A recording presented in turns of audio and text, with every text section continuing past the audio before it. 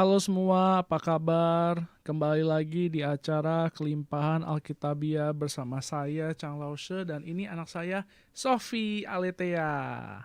Nah, malam hari ini saya mau bahas dari Amsal. Judulnya adalah Hikmat dari Amsal, bagian 15, yaitu belajar dari hewan kecil.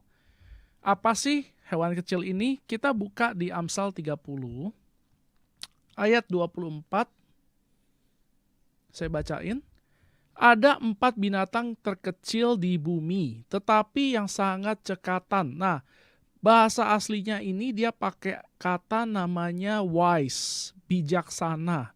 Jadi ada 4 binatang yang terkecil di bumi tetapi bijaksana. Oke, 4 binatang tetapi bijaksana.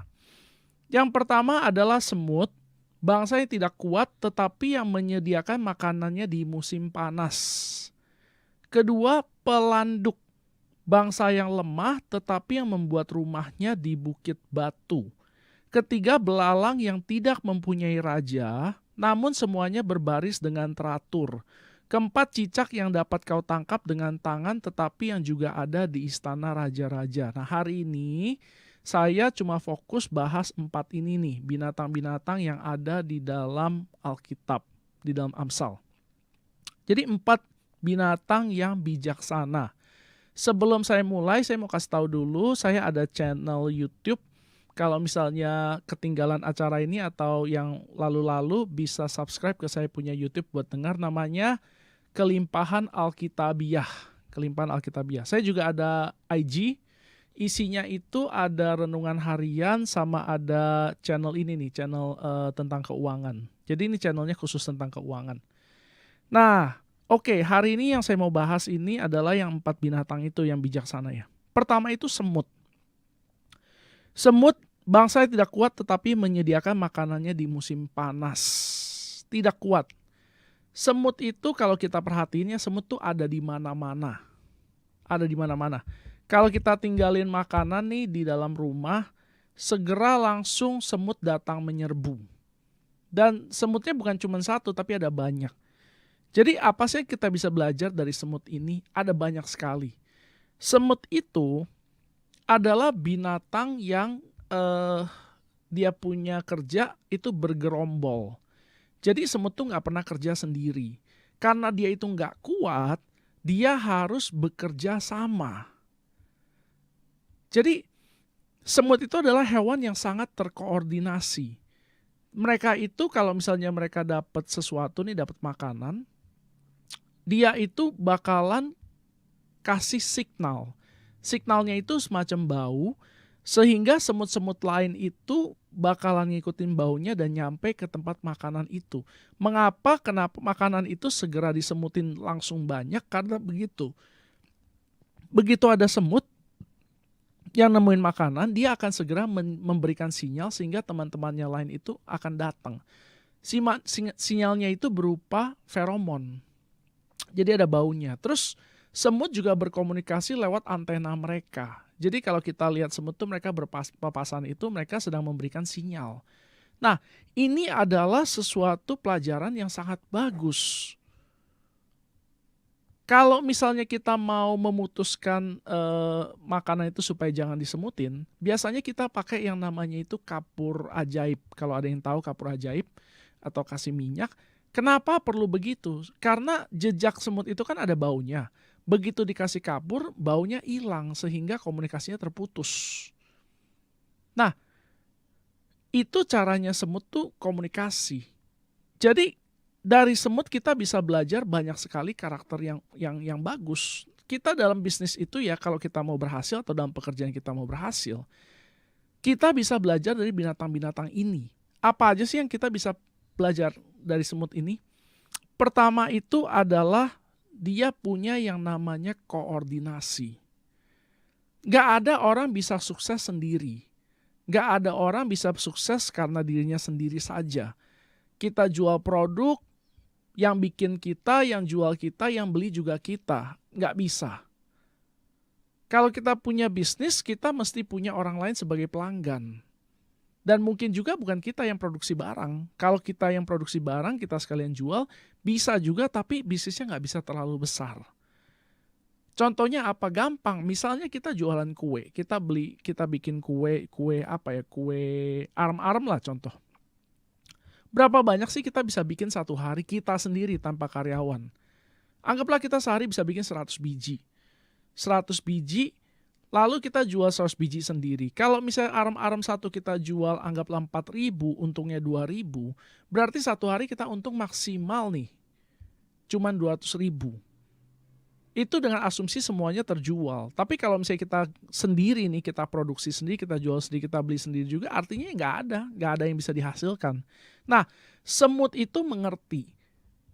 Yang diperlukan itu koordinasi dalam keberhasilan. Makanya kita lihat nih ya, kalau misalnya ada satu makanan, nggak usah gede-gede lah, kayak misalnya sepotong ikan asin lah, contoh yang kecil aja.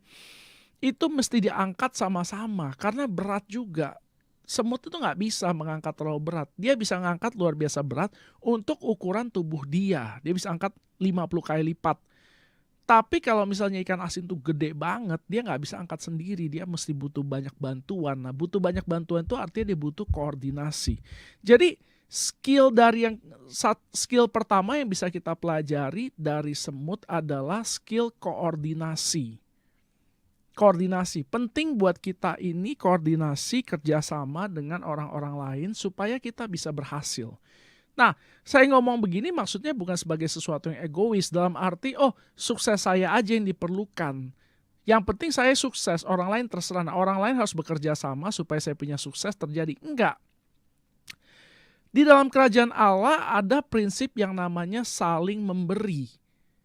Dalam kerajaan Allah itu prinsip saling memberi maksudnya apa? Saling memberkati, saling memberi. Jadi misalnya orang bisnis, kita tahu nih saudara kita bantu. Apa yang kita bisa kasih ke dia buat lakukan, kita kasih. Jadi misalnya tukang beras jual ke tukang ikan, tukang beras beli dari tukang ikan, dan kayak begitulah. Intinya kita perlu yang namanya kerjasama supaya sama-sama untung, supaya sama-sama berhasil, supaya sama-sama kuat. Terutama di masa pandemi gini, orang-orang yang cuma memperdulikan hidupnya itu sendiri, itu biasanya tidak akan bertahan lama. Kalau misalnya kita jual barang, terus barangnya itu kita jual mahal-mahal, pasti nggak ada yang mau beli. Udah pasti. Tetapi kalau kita memikirkan orang lain, saya tidak mau jual terlalu mahal supaya orang-orang tidak terlalu diberatkan. Nah, biasanya toko kayak begini lebih rame. Dan pada akhirnya toko-toko kayak gini nih yang berhasil. Kalau misalnya kita cuma memperdulikan kita sendiri, kita nggak mau berbagi, kita nggak mau bekerja sama, kita nggak mau mementingkan orang lain, nggak ada yang bisa bertahan lama. Kenapa semua bisa bertahan lama? Karena mikirin orang lain. Contoh yang gampang, saya punya satu saudara. Saudara saya itu dia bisnisnya itu adalah bidang branding. Branding itu jadi dia bikin logo lah, dia bikin desain segala macam buat perusahaan. Dia bilang sama saya begini, dalam bisnis ini ya sangat penting yang namanya kita perlakukan karyawan dengan baik. Kenapa? Karena dia bukan jualan produk. Yang dia jual itu adalah ide. Nah, ide itu yang bikin adalah karyawannya.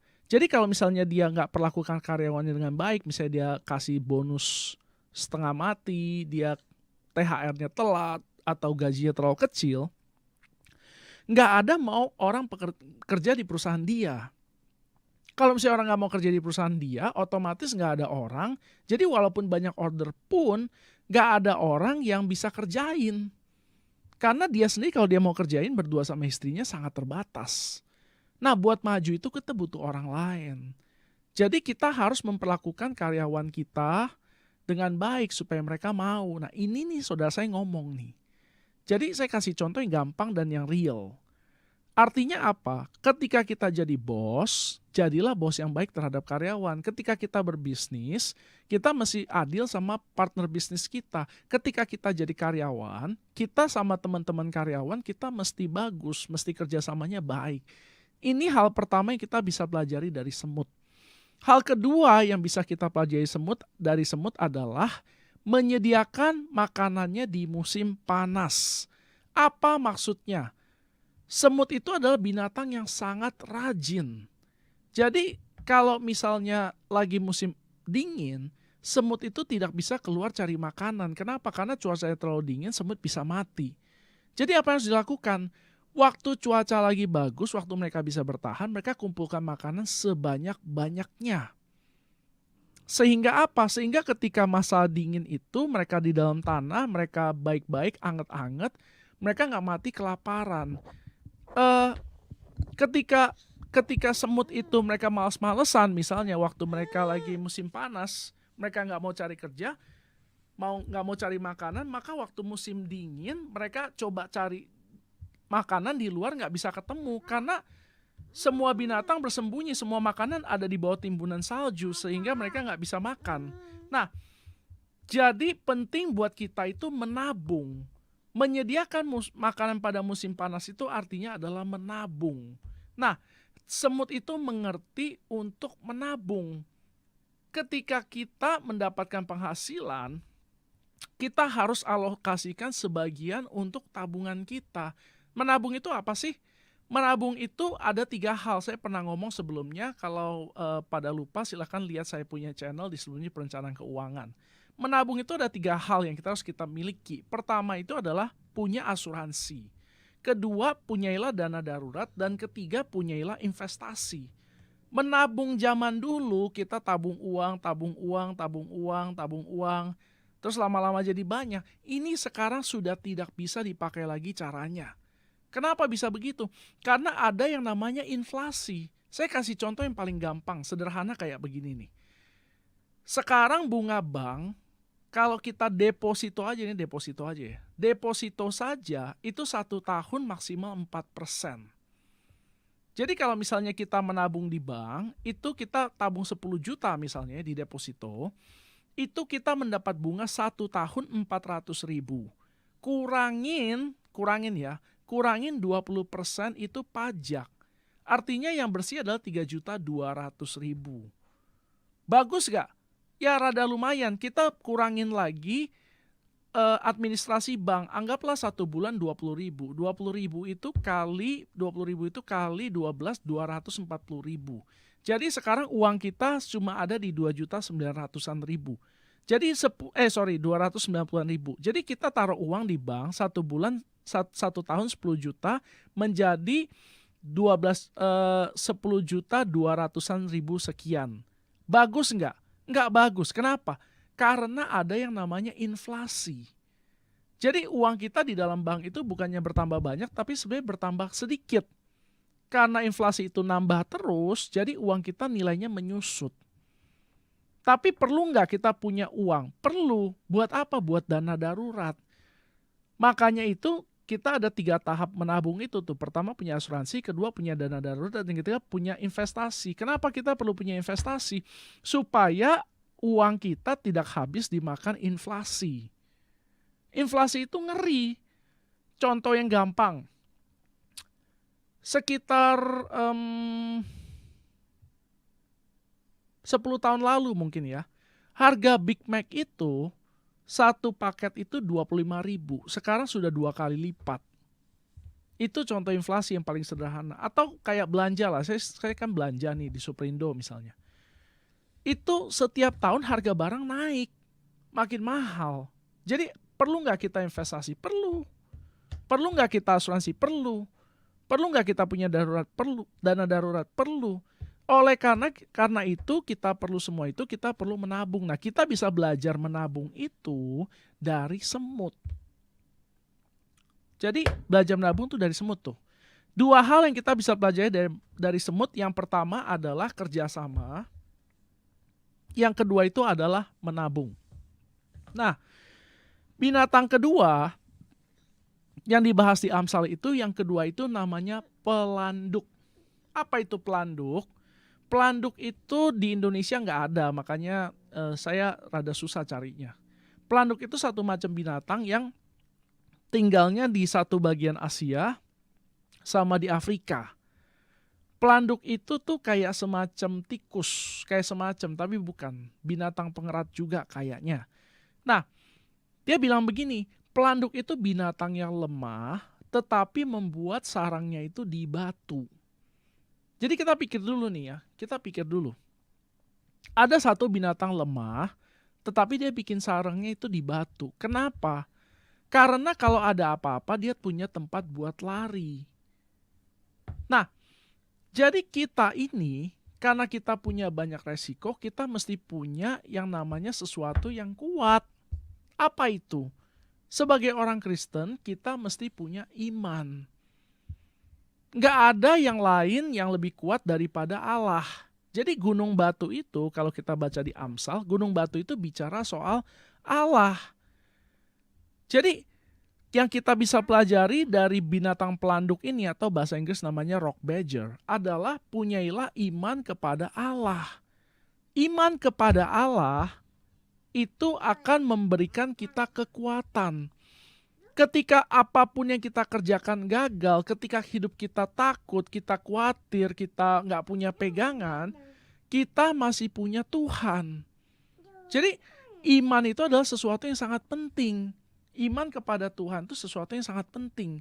Ini adalah sumber kekuatan setiap orang percaya. Ini adalah harta orang percaya yang sejati. Harta orang percaya sejati itu bukan uang, bukan kekuasaan, bukan kemuliaan, bukan kehebatan macam-macam.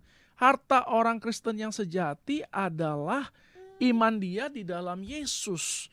Nah, iman dia di dalam Yesus itu bisa dia dapatkan kalau dia itu melihat Tuhan itu sebagai gunung batu. Suatu sosok yang bisa dia andalkan. Suatu sosok yang bisa dia gantungkan hidupnya. Tuhan itu mau supaya kita ini bergantung sama dia. Dibilang di dalam Yeremia, dikatakan di dalam Yeremia, Tuhan itu memberkati orang yang bergantung kepada Allah. Nah, kalau kita mau supaya hidup kita diberkati, kita mesti menjadi orang yang hidupnya bergantung kepada Allah. Dalam hal ini, binatang pelanduk ini adalah contoh yang luar biasa. Kenapa bisa demikian? Karena binatang pelanduk ini memberi contoh, walaupun dia lemah, walaupun dia binatang kecil, walaupun dia nggak hebat, tetapi dia menggantungkan, dia punya pengharapan, dia punya kekuatan, dia punya kekhawatiran, semuanya dia gantungkan kepada Tuhan. 1 Petrus 5 ayat 7 berkata seperti ini, serahkanlah kepada Tuhan segala kekhawatiranmu, sebab dialah yang memelihara jiwamu. Nah, orang yang hebat, orang yang kuat adalah orang yang secara konstan, secara rutin menyerahkan ketakutan dan kekhawatiran mereka kepada Tuhan. Sekali lagi saya ulangi karena ini sangat penting. Orang yang hebat, orang yang kuat adalah orang yang secara rutin menyerahkan ketakutan dan kekhawatiran mereka kepada Tuhan. Jadi kita perlu menjadi orang yang kayak pelanduk ini. Orang yang secara rutin menyerahkan kekhawatiran dan ketakutan kita kepada Tuhan. Bagaimana kalau kita nggak mau? Kekhawatiran dan ketakutan itu akan memakan kita. Kita akan dikuasai oleh ketakutan dan kekhawatiran kita. Tuhan tidak mau kita dikuasai sama kekhawatiran dan ketakutan kita. Nah, ini nih cara kerjanya kekhawatiran dan ketakutan itu sebenarnya sangat mulai dari hal kecil dulu. Lalu kalau kita nggak serahkan kepada Tuhan, dia akan menjadi semakin besar, dia akan menjadi semakin besar, dia akan menjadi semakin besar. Dan akhirnya kita lupa nih bahwa kita punya tempat untuk berlindung. Kita lupa kita punya gunung batu itu. Kita lupa bahwa kita punya Tuhan. Jadi apa sih harus kita lakukan? Ya, belajar dari pelanduk itu adalah kita harus mempunyai pegangan yang kuat, punya iman sama Tuhan. Iman kita jangan tergoncangkan. Kenapa jangan tergoncangkan? Karena kita memiliki Allah yang kuat. Jadi iman kita ini gak tergantung dari kita sendiri, iman itu kita tergantung sama Tuhan. Dalam artian, semakin kita ingat siapa Tuhan itu, semakin kita akan menjadi kuat. Sampai sini dulu, kita mau break dulu. Kalau ada yang mau komen, mau tanya, silakan WhatsApp ke 0819 3218 4218. Sekali lagi 0819 3218 4218. Nah, binatang ketiga yang kita mau bahas adalah belalang. Belalang dikatakan di dalam Amsal bahwa bangsa yang tidak punya pemimpin tetapi berbaris dengan teratur. Apa itu maksudnya? Maksudnya adalah mereka punya disiplin tinggi. Kunci sukses yang kita pelajari selanjutnya dari belalang adalah mesti punya yang namanya disiplin tinggi. Orang itu nggak bisa berhasil kalau orang itu nggak punya disiplin. Apa sih disiplin? Sederhana. Lakukan hal yang seharusnya dilakukan pada waktu yang tepat. Lakukan hal yang seharusnya dilakukan pada waktu yang tepat. Itu disiplin. Belalang itu kita kalau pernah dengar ya ceritanya udah rada lama nih, mungkin sekitar belasan tahun yang lalu ya. Ada yang namanya wabah belalang itu tuh ya, mereka makanin tanaman di Lampung. Saya nggak tahu ada yang pernah dengar apa enggak, tapi ini kejadiannya sudah lama, sudah belasan tahun yang lalu. Nah, belalang itu tidak dikoordinir, artinya nggak ada pemimpinnya, tetapi mereka punya kedisiplinan tinggi. Artinya mereka itu sudah tahu apa yang harus dilakukan pada waktu yang tepat. Jadi nggak ada yang suruh-suruh. Nah, kalau misalnya kita jadi orang kerja nih sekarang, kita jadi orang kerja, kita kerja di perusahaan. Setiap hari kita mesti dikasih tahu sama bos kita apa aja yang harus kita lakukan, terus-menerus ulang-ulang.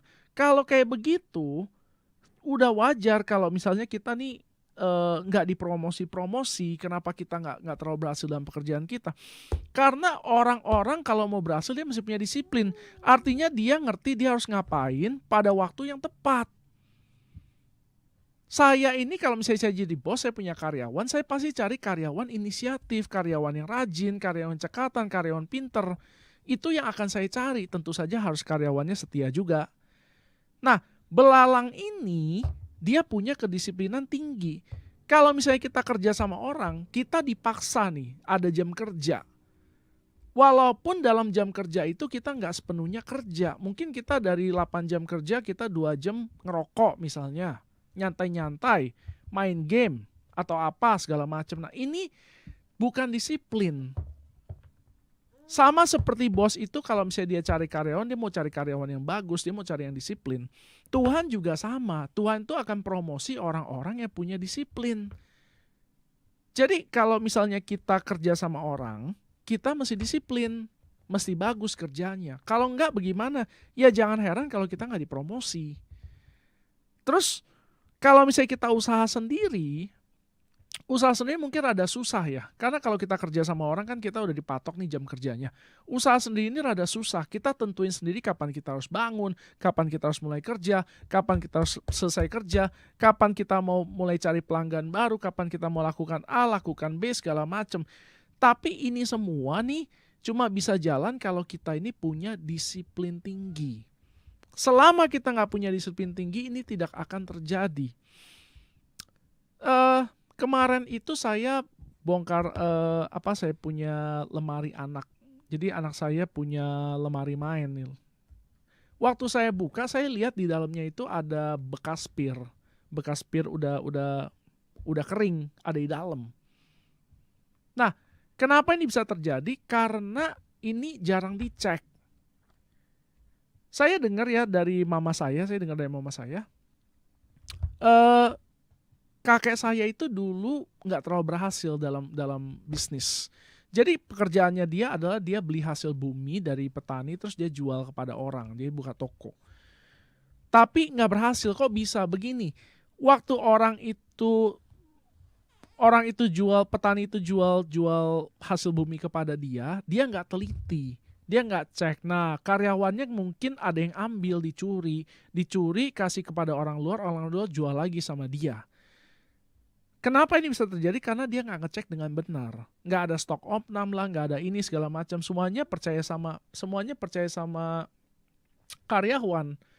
Nah, kalau kita mau berhasil di dalam bisnis, penting sekali buat kita punya yang namanya disiplin itu tuh. Artinya kalau waktunya melakukan apa ya kita harus lakukan itu. Waktunya kita marketing. Waktunya stok opnam. Waktunya kita ngecek keuangan, kita cek keuangan. Waktunya kita bayar gaji karyawan, kita bayar gaji karyawan. Waktunya buat kita inovasi produk baru, kita inovasi produk baru. Kalau kita mau berhasil, disiplin tinggi itu adalah suatu keharusan. Nggak bisa ditawar lagi. Intinya apa sih? Kan kalau kita mau berhasil kita ini mesti punya kualitas. Orang-orang yang dapat lotre nggak akan bertahan kaya. Kenapa bisa begitu? Karena mereka tidak punya skill yang dibutuhkan untuk menjaga keuangan itu supaya nggak bocor. Demikian juga kalau misalnya kita mau berhasil. Yang kita perlu lakukan adalah kita perlu meningkatkan kapasitas kita. Kita perlu meningkatkan kita punya skill supaya kita bisa menampung berkat lebih banyak. Tuhan itu mau memberkati kita lebih banyak lagi, tapi kita harus menyiapkan wadah kita. Kita harus siapin kapasitas lebih besar. Disiplin ini hubungannya tinggi sekali dengan kapasitas. Kenapa? Orang itu tidak tiba-tiba jadi kaya. Orang itu nggak tiba-tiba jadi berhasil. Orang itu berhasil karena dia punya sesuatu yang benar yang dia lakukan terus-menerus. Seperti itu. Sama seperti kita menabung. Kalau kita sekali nabung, dua hari nggak nabung, nabung sehari nggak nabung 3 hari, nabung sebulan nggak nabung 2 tahun, kita nggak akan kaya. Bukan begitu cara kerjanya. Cara kerjanya itu adalah konsisten. Walaupun kita misalnya sebulan kita cuma bisa nyimpen uang 500.000, tapi kalau misalnya kita rajin, kita konsisten, misalnya kita investasiin, setahun kita 6 juta, tambah investasi anggap jadi 7 juta. 3 tahun sudah jadi berapa? 5 tahun sudah jadi berapa? 10 tahun jadi berapa? Tapi kalau kita, nantilah saya tunggu sampai ada bonus lah, baru saya tabung lah. Nggak akan jadi. Akan selalu ada kebutuhan penting. Akan selalu ada. Tapi ini adalah sesuatu yang harus kita seriusin. Harus sesuatu yang kita harus disiplinin. Gak bisa kita tuh tanda kutip beruntung gitu. Pas aja gitu waktunya. Enggak. Sama kayak misalnya kita beli asuransi nih. Kita pikir setiap bulan kita bayar asuransi ya. Bayar lagi. Gak ada kejadian terjadi. Gimana dong? Tiba-tiba benar-benar terjadi. Semua yang kita bayarin kita udah untung. Lebih bagus kita keluar duit misalnya buat nabung atau buat asuransi nggak kejadian apa-apa daripada kita nggak punya persiapan dan kejadian. Jadi ini yang dimaksud dengan disiplin. Artinya disiplin adalah saya akan melakukan yang benar pada waktu yang benar tanpa harus disuruh-suruh. Kenapa? Karena saya sudah dewasa. Orang dewasa adalah orang yang punya disiplin. Orang dewasa adalah orang yang punya disiplin. Orang yang nggak mengerti disiplin artinya belum dewasa. Bagian keempat dan terakhir adalah binatang cicak. Jadi katakan cicak itu adalah binatang yang bisa kita tangkap pakai tangan, tetapi juga bisa ditemukan di istana raja. Kenapa cicak bisa ada di istana raja? Karena dia nyari makan. Nah, jadi apa yang bisa kita pelajari dari cicak? Cuman satu, fokus. Banyak orang tidak fokus. Karena nggak fokus makanya nggak berhasil. Di dalam pikirannya fokusnya banyak. Saya mau A, saya mau B, saya mau C, saya mau D, saya mau E. Dan semuanya ini nggak ada hubungannya. Kalau kita bekerja, dan kita mau berhasil di promosi dalam pekerjaan kita, kita mesti fokus menyelesaikan semua pekerjaan yang diberikan kepada kita, bahkan kalau bisa lebih. Jadi kalau misalnya kita udah punya target nih ya, kita nggak fokus kerjain target, kita sibuk main A, main B, main C, main D, tahu-tahu waktunya habis. Akibatnya apa? Kita tidak akan mendapatkan apapun. Kenapa bisa begitu? Karena buat orang itu berhasil itu dia butuh yang namanya fokus.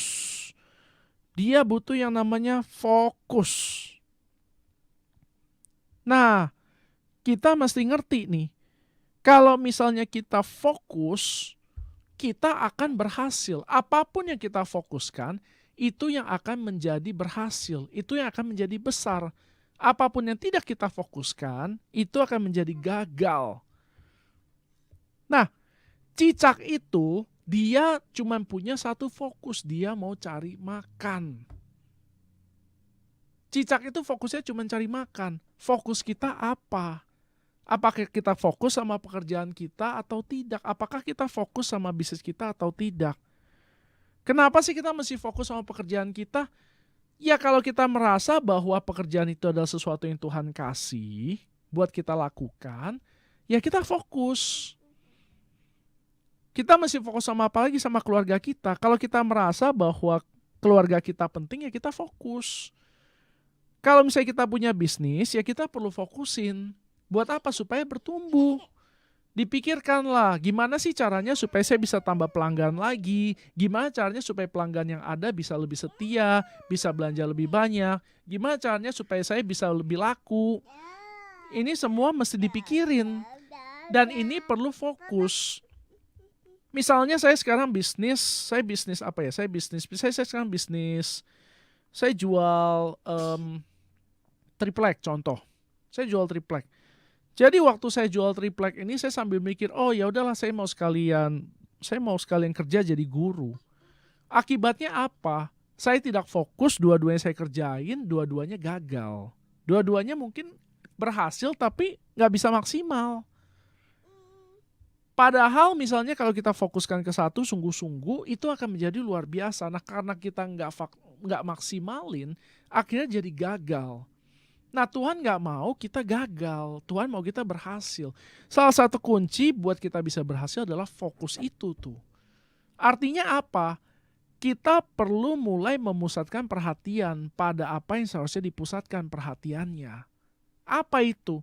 Ya Tuhan, ya keluarga, ya pekerjaan. Itu aja tuh, 3 hal tuh. Tuhan, keluarga, pekerjaan. Tuhan, keluarga, pekerjaan. Nah kalau kita fokus sama 3 hal ini dengan baik, tidak tercampur-campur, kita pasti akan berhasil. Nggak ada orang nih begini nih, kita usaha nih ya. Kita usaha, kita buka toko misalnya, terus barang habis dia lupa.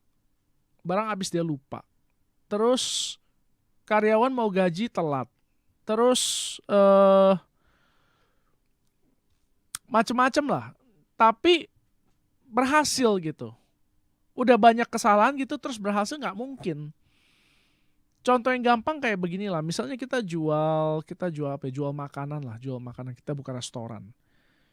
Ikan belum belanja, ayam belum belanja, sayur belum belanja, nasi belum belanja. Terus datang orang mau beli ini. Pak saya mau pesen dong ini dong. Oh iya sebentar ya, saya beli dulu ayamnya ya. Ya pergilah dia punya pelanggan. Kenapa bisa terjadi begitu? Karena dia nggak fokus. Anda mesti fokus. Kita mesti fokus. Apapun yang ditemukan oleh tanganmu, kerjakanlah itu sekuat tenaga. Pengkhotbah. Apapun yang dipegang oleh tanganmu, kerjakanlah itu sekuat tenaga. Jadi kita perlu fokus. Kalau kita mau berhasil, kita perlu fokus. Fokus, jangan pikirnya begini nih, bisnis A baru kita rintis, pikir lagi kerjain bisnis B, bisnis C, bisnis D, bisnis E, bisnis F, gak akan jalan. Kita perlu fokus kalau mau berhasil. Kalau misalnya bisnis A udah berhasil, udah bisa jalan sendiri, udah bisa autopilot, barulah kerjakan bisnis B, baru bisnis C, baru bisnis D, baru bisnis F. Elon Musk, orang paling kaya di dunia saat ini, itu dia mulai itu dari bisnis yang namanya itu rekening bersama. Namanya adalah PayPal. Kalau ada yang tahu ya, kalau mau belanja di luar negeri itu bayarnya pakai PayPal.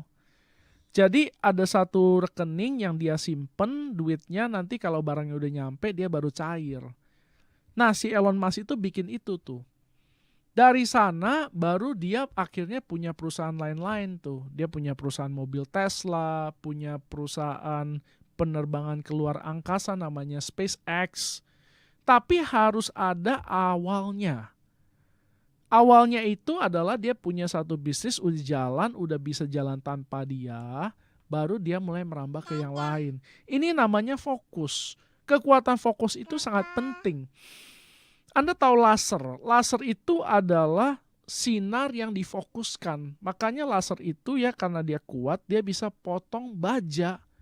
Dia bisa potong baja, bisa potong besi, bahkan bisa potong berlian. Berlian itu dulu, itu dipotongnya pakai berlian lain. Sekarang berlian itu dipotongnya sama laser. Nah laser itu nggak lain dan nggak bukan sebenarnya adalah cahaya yang difokuskan.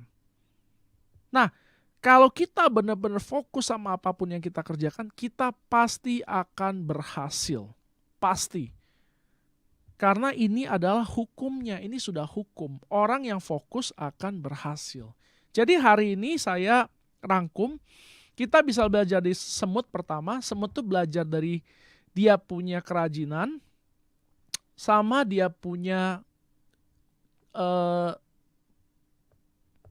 dia rajin menabung. Dia punya rajin bekerja dan rajin menabung pertama. Rajin bekerja pertama, rajin menabung nomor 2. Lalu dari pelanduk kita bisa belajar untuk mengandalkan Tuhan. Mengandalkan Tuhan, menyerahkan kekhawatiran kita, ketakutan kita kepada Tuhan. Hal yang kita bisa pelajari dari belalang adalah disiplin tinggi. Disiplin tinggi. Dan yang terakhir yang kita bisa pelajari dari cicak adalah fokus. Nah 5 hal ini kalau kita kerjakan sungguh-sungguh, kita pasti akan berhasil. 5 hal ini kalau kita kerjakan sungguh-sungguh, kita pasti akan berhasil. Apapun yang kita lakukan, kalau kita lakukan 5 hal ini, pasti akan berhasil. Itu aja dari saya. Malam hari ini saya nggak terlalu panjang. Sebelum saya mau tutup, saya mau kasih pengumuman dulu. Yang pertama itu silakan subscribe ke saya punya IG sama saya punya YouTube namanya Kelimpahan Alkitabiah. Yang kedua itu kalau ada pertanyaan, ada komen, ada butuh bantuan doa atau mau memberi buat acara ini adalah acara yang disponsori oleh orang yang ngasih. Ini silakan kontak ke saya ke 081932184218. Yang ketiga saya bikin buku rohani bentuknya PDF, judulnya Hubungan sama Allah. Ini buku bagaimana orang Kristen itu hidup seharusnya. Kalau mau silakan WhatsApp saya, nanti saya kasih PDF-nya, saya kirim pakai WhatsApp. Yang keempat, setiap hari Jumat saya ada Zoom. Zoom-nya ini bicara soal hal-hal rohani, bukan hal-hal keuangan. Kalau yang Sabtu ini kan khusus keuangan. Kalau yang Jumat itu temanya umum, kalau mau ikutan silakan WhatsApp saya, nanti saya masukin ke grup setiap Jumat malam. Sama yang terakhir nomor 5, saya adalah seorang konsultan keuangan, saya jual produk asuransi. Saya kalau misalnya ada yang mau tanya soal asuransi, mau beli atau mau menjadi orang yang menjual ini, silakan kontak saya. Syaratnya apa sih kalau mau jual asuransi? Gampang. Nggak ada uang pendaftaran, cukup punya iPad aja, iPad kayak begini, generasi 6. Itu aja dari saya, semoga diberkati, haleluya, amin.